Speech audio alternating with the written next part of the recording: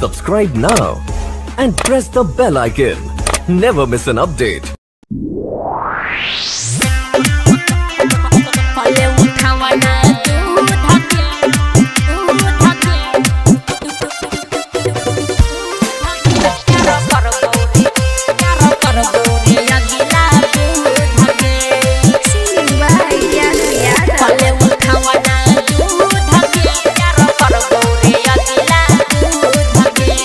जब सब भेले तोरा सोने नचार गे तब से लागल छे प्यार के बुखार गे दबाई खो नहीं ठीक है। हाँ जब सब भेले तोरा सोने नचार गे तब से लागल छे प्यार के बुखार गे लटी गली हम सूध के कले उठावा ना दूध के प्यार करबो रे अगिला दूध के कले उठावा ना दूध के प्यार करबो रे अगिला दूध के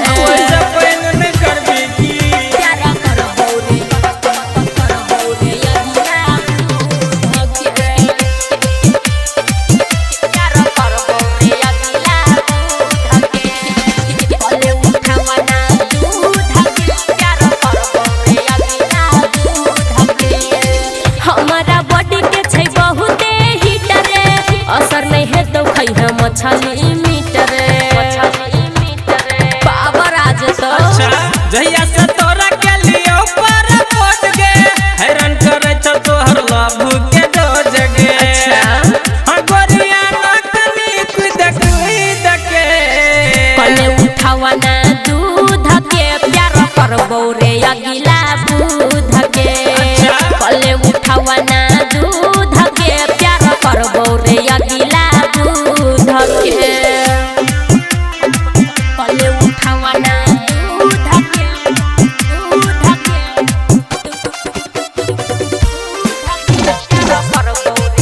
प्यार करबो रे अगिला दूध के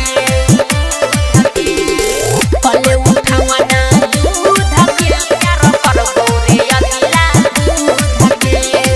संतोष सिरहाली ज्ञान नहीं कर डर रे सुमन सोना के छै प्यार के असर रे